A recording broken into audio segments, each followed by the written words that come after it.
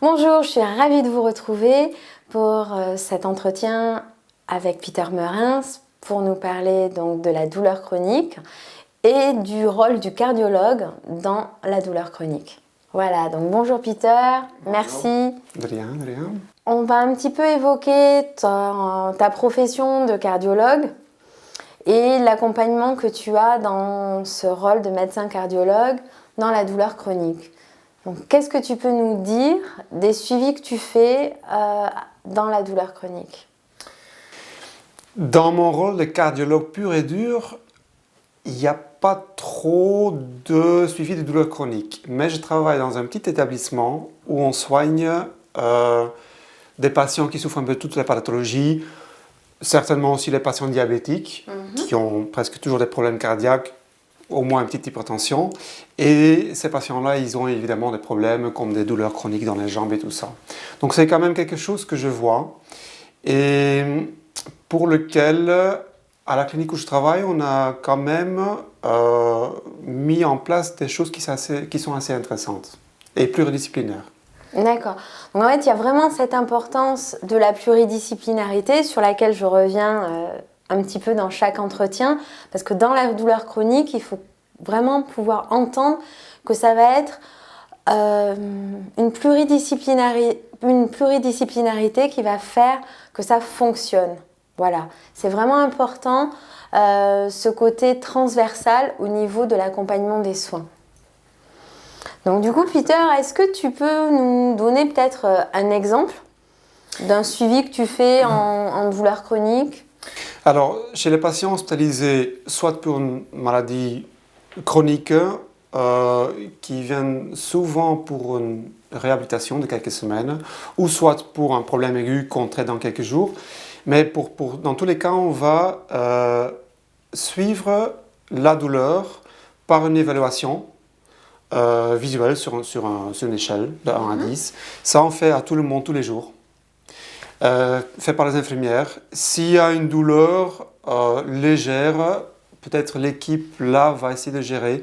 Si ça dépasse un certain chiffre ou une certaine durée, ils vont évidemment nous solliciter pour voir ce qu'on peut faire pour trouver la cause et ou pour traiter évidemment. Il y a aussi un suivi par les kinés, par les rééducateurs sportifs, par un psychologue. Donc c'est assez vaste, c'est assez large. Ok. Donc en fait, ce qui est intéressant, c'est que pour les personnes à qui on dit c'est dans votre tête, parce qu'il n'y a rien eu de significatif en termes cliniques purs, si on peut dire ça comme ça, c'est aussi vous dire que c'est pas parce qu'il n'y a pas de diagnostic que vous n'avez rien. Votre douleur, si vous la sentez, que vous êtes en souffrance par rapport à ça, bien sûr qu'elle est réelle, qu'on soit au clair. Dans un établissement comme celui où tu exerces, on va le citer quand même, qui s'appelle donc la clinique du souffle La Wallonie et qui est donc à l'ODEV, qui est un des 3 plus gros centres de France de réhabilitation respiratoire. Voilà. On va vraiment pouvoir avoir un suivi de toute l'évolution en termes de recherche, que ça soit par exemple pour le sommeil, que ça soit pour l'alimentation, que ça soit pour la reprise de l'activité physique, et j'en passe, voilà.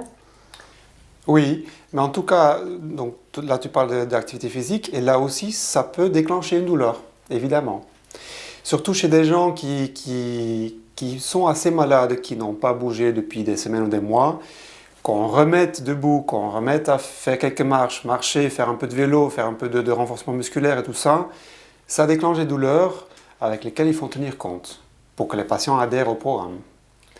On est d'accord. Au début, reprendre une activité, c'est pas forcément facile quand on a passé un mois au fond de son lit, qu'on ne peut pas bouger. C'est sûr qu'il y a besoin de pouvoir être entendu par rapport à sa douleur et à ses limites, en tout cas, la limite dans laquelle on est à ce moment-là en tant que personne atteinte de douleur chronique. Ok. Et c'est vrai ce que tu dis aussi, c'est que les gens peuvent se plaindre d'une douleur sans que la médecine trouve un problème physique. Hein. Mais la douleur est là pour le patient, donc il faut en tenir compte et il faut faire quelque chose. Il faut accompagner le patient dans la compréhension, le traitement, l'acceptation et tout ce qui suit de cette douleur. Et toutes les étapes, d'où le travail, enfin en tout cas moi qui ai mon travail en accompagnement de psychothérapie bien sûr, hein, de pouvoir avoir tous ces passages d'acceptation de phase de la maladie, hein, qu'il y ait un diagnostic ou qu'il n'y en ait pas en fait, hein, parce qu'en fait les deux sont terribles. Quand il n'y a pas de diagnostic, bah, c'est terrible parce que finalement on rentre dans aucune case, si on peut dire ça comme ça. Et quand il y a un diagnostic, bah, c'est aussi terrible parce que bah, y a une étiquette qui est mise et on est ceci ou on est cela. Hein. Donc moi je rencontre souvent des patientes ou des patients qui arrivent en me disant je suis fibromyalgique ou je suis voilà. Et donc, on va reprendre tout ça en disant ben non, vous n'êtes pas votre douleur, vous êtes atteint de cette maladie, mais vous ne vous résumez pas à ça parce que vous n'êtes pas que ça. Voilà. Parce que la problématique dans la douleur, c'est que ça va vraiment anéantir la personne dans tout ce qu'elle est. Et finalement, des fois, la vie ne se résume qu'à la douleur. Donc, c'est aussi pouvoir parler de tout ça. On y revient souvent là au sein des petits entretiens que je vous diffuse et que je vous propose. Voilà, je reviens aussi sur ça dans les accompagnements que je vous propose en ligne. Donc en fait c'est un petit peu une question que je pose à pas mal de soignants parce qu'en fait on peut s'apercevoir que dans les soignants il y a aussi beaucoup de gens, de personnes qui sont atteintes de douleurs chroniques. Moi, personnellement, je suis atteinte d'une douleur chronique. Est-ce que toi, par exemple, Peter, tu es à quelque chose à ce niveau-là? À mon âge, ça commence, hein, c'est inévitable. Non, ça fait quelques années, 2-3 ans, que je découvre moi-même la douleur chronique. Et c'est une bonne chose parce que je comprends mieux les patients qui se sentent parfois pas compris et qui ne trouvent pas des solutions et qui sont frustrés, qui sont freinés, qui sont bloqués, qui ne peuvent plus faire ce qu'ils veulent faire, leur ambition, tout ça. Chez moi, c'est une hernie, hein, c'est une hernie cervicale qui m'a quand même provoqué une douleur dans la nuque, dans le dos, dans le bras gauche pendant bien 5-6 mois que je n'ai pas trouvé de solution. Antalgique, morphinique, cortisone, anti-inflammatoire, tout ça, et je ne trouvais rien. Et ce qui m'a soulagé finalement, c'était de mettre le doigt sur qu'est-ce qui me stresse, qu'est-ce qui me bloque, qu'est-ce qui me coince, qui aggrave peut-être le mécanisme de pression sur le nerf. Et j'ai découvert ce que c'était. Et j'ai découvert qu'en effet, le corps donne des signaux qui ne sont pas seulement physiques, mais aussi signes d'une souffrance autre que physique. Psychique, stress, émotionnel et tout ça. D'accord. Donc ça, ça, c'est vraiment intéressant parce que forcément, c'est ce que, en tout cas, je vais vous inviter à faire dans le travail d'accompagnement en ligne, d'aller travailler sur vos émotions. Parce qu'en effet, dans la douleur chronique, la base, c'est vraiment l'apprentissage du travail émotionnel. Oui, voilà. Un cercle vicieux sans doute aussi. Pour pouvoir sortir du cercle vicieux de la douleur chronique, si on n'a pas appréhendé comment fonctionnent ses propres émotions, ça va être compliqué d'en sortir en fait. Parce que en fait, sinon, on n'identifie jamais ce qui se passe vraiment pour nous. Et puis après, on est maintenu dans ce cercle vicieux et c'est sans fin en fait. Et comme médecin, je dois avouer que ça, c'est quelque chose d'assez difficile d'expliquer aux patients que leur douleur a sans doute une origine physique, mais est déclenchée ou aggravée ou influencée par autre raison.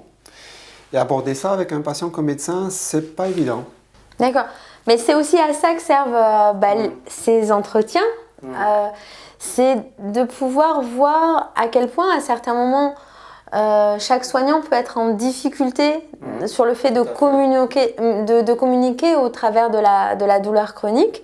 Et le patient aussi de pouvoir poser certaines questions parce que chacun a son statut est figé dans son rôle en fait, de médecin. Alors pour toi c'est cardiologue, pour moi c'est psychothérapeute, pour d'autres personnes, voilà, peu importe en fait sa fonction, mais il y a cette étiquette, de la même façon qu'il y a l'étiquette du diagnostic médical quand elle est là, avec je suis fibromyalgique, je souffre de lombalgie, je souffre, voilà. Mais au-delà de ça, on va dire que ça va aussi se jouer d'humain à humain. Dans la douleur, il va y avoir cet aspect multifactoriel, c'est-à-dire la douleur, c'est jamais ni une seule personne, ni une seule cause. Donc c'est jamais une seule personne qui pourra vous sauver, voilà. Et ça sera jamais non plus la faute d'une seule chose. Et ça, c'est important de pouvoir se dire qu'il va falloir qu'il y ait différentes actions, qu'il y en a qui vont fonctionner, d'autres non, qu'on est tous différents, qu'il y en a qui vont plus parler à certains qu'à d'autres. Que l'idée, c'est que vous, chez vous, vous puissiez trouver qu'est-ce qui vous convient à vous. Parce que ce qui vous convient à vous, ça ne sera pas forcément ce qui va convenir à votre compagne ou à des amis qui partagent peut-être le même type de douleur. Et l'idée, c'est de se construire autour de tout ça et de transformer et de ne pas rester figé. Donc d'où le but de ces entretiens, pour pouvoir présenter le maximum de maillons de l'accompagnement de la douleur, le maximum de choses qui se font, que ça soit médical ou paramédical.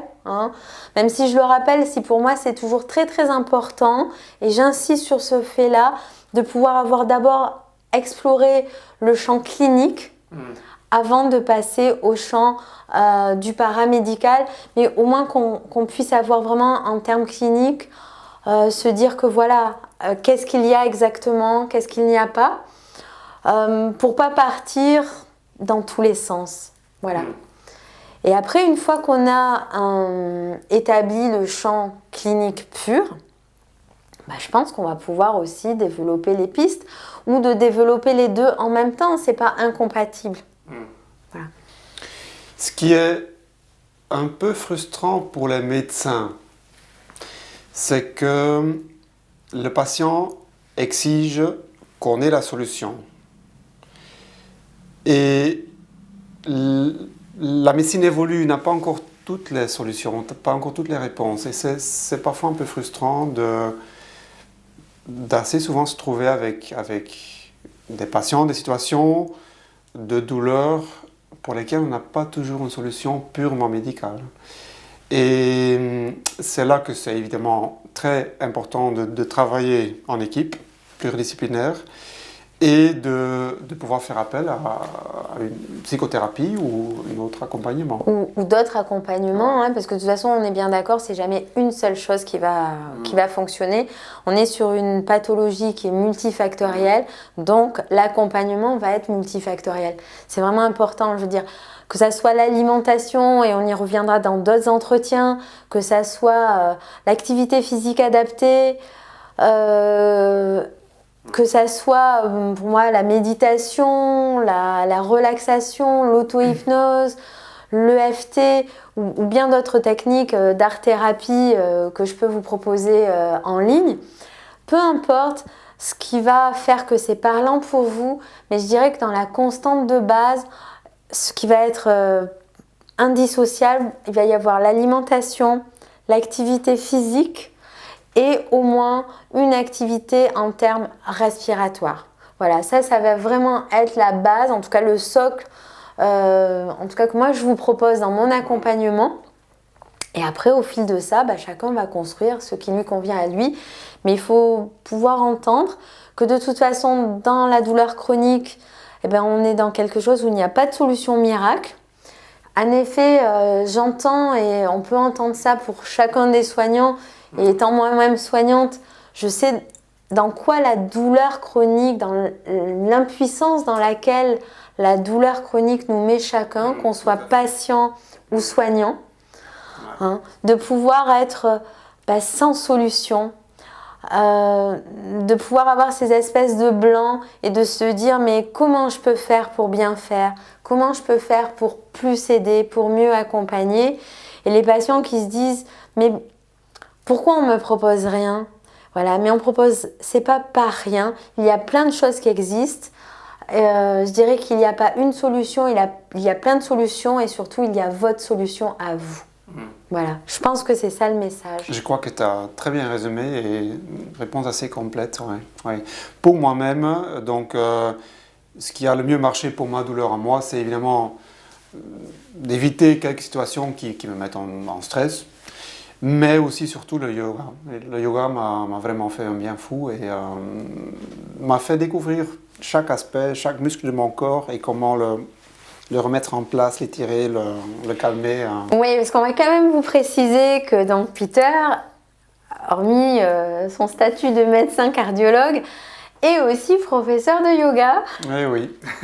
Donc, toute l'importance aussi du travail de posture, de respiration, de découverte du corps, d'apprendre à rencontrer son corps. Et quand on souffre de douleur, on n'a pas du tout envie de rencontrer son corps, en fait, parce qu'on a tellement mal. C'est tellement sous-estimé, hein, un bon suivi physique de façon, je ne veux pas dire ludique, mais quand même, le sport, c'est quelque chose qui est censé de nous faire du bien, de nous détendre et tout ça. Et j'imagine que pour chacun, c'est différent. Pour moi, c'est le yoga. Mais il faut un bon prof de yoga aussi, parce qu'on peut faire du mal, on peut faire du bien. Donc là aussi, c'est très important d'avoir un bon suivi par un professionnel qui est à la hauteur. Ouais. Ça, c'est valable pour tous les suivis, pour toutes les thématiques. Voilà. Ouais. Donc Peter, encore une dernière question. Est-ce que tu pourrais nous partager qu'est-ce que c'est qui a fait dans ta vie que tu as envie de devenir cardiologue? Parce que cardiologue, c'est vraiment spécifique. C'est venu comme ça. J'étais d'abord généraliste, puis je suis parti 4 ans avec Médecins sans frontières, un peu partout sur cette planète, et j'ai pris goût à la médecine. Et j'ai vu quand même qu'on peut faire du bien avec la médecine. Et je suis retourné en Europe avec l'idée de faire médecine infectieuse et tropicale. Mais j'ai vu qu'en Europe, il n'y avait pas trop de place pour ça. Et puis j'avais fait un internat de 2 mois en cardiologie et j'y ai pris plaisir parce que déjà côté médical, ça touche un peu à tout. C'est un peu la médecine interne, médecine interventionnelle. C'est le suivi de jeunes patients, des patients plus âgés. C'est dans l'aigu, dans le chronique, hein, et c'est pour ça que j'y ai pris goût. Voilà, que ça me donnait un peu de liberté pour quand même découvrir encore d'autres aspects de la médecine. D'accord, parce que bon, le cœur, c'est quand même symbolique, être dans le cœur. Hein. Oui. Donc on est au cœur du sujet, hein. Fallait que je la fasse celle-là quand même. Oui, mais je voulais quand même rester assez large encore. C'est pour ça à la clinique, ça reste large. Il y a des patients diabétiques, il y a un peu de tout. Parce que se concentrer sur un organe, c'est peut-être pas toujours intéressant. Il faut quand même rester large et continuer à voir l'humain dans tous ses aspects. Dans toute sa globalité. Seulement un organe, voilà. Je trouve ça important quand même. On est bien d'accord et je pense que oui. Moi personnellement, je n'envisage les spécialités que dans une prise en charge et un accompagnement holistique, même si chacun va être vraiment le meilleur expert de tel ou tel organe, bien sûr, mais on ne peut pas enlever d'un corps. Oui, c'est sûr. Et la médecine l'oublie parfois un peu trop facilement. Ok. Ce que moi je découvre, maintenant que ça fait 20 ans que je suis médecin, et je trouve parfois que la médecine oublie un peu parfois son objectif principal. C'est d'être là pour le patient. Et on veut bien faire, on veut guérir des cancers, on veut traiter les infarctus et tout ça, mais on oublie qu'on est là pour les plaintes d'un patient. Ça ne veut pas toujours dire qu'il faut déboucher une artère. Ça veut parfois aussi dire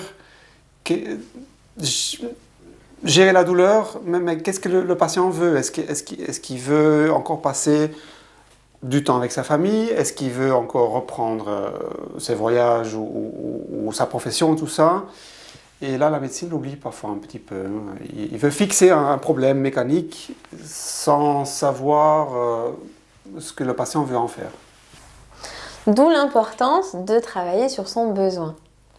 Donc vous qui êtes derrière la caméra, vous qui êtes chez vous, derrière votre écran, en fait, le travail d'accompagnement en ligne, il va aussi vous aider à travailler sur quels sont vos besoins. Voilà. Parce que du coup, dans l'accompagnement, et c'est vraiment important, et vraiment, je te remercie de cette remarque, on part toujours du besoin du patient et pas du besoin du soignant. Et ça, je pense que pour moi aussi, c'est une règle. Oui, voilà. C'est un grand défi, hein. Et ça reste un grand défi. Alors, je vais dire donc merci Peter pour ce partage sur ta vision, ta profession et sur qui tu es aussi. Toi, en tant que personne et pas seulement en tant que médecin, parce que derrière un médecin, il y a toujours un humain. Faut pas l'oublier. Je vous dis à très bientôt pour d'autres interviews. Et ça avec plaisir. Merci.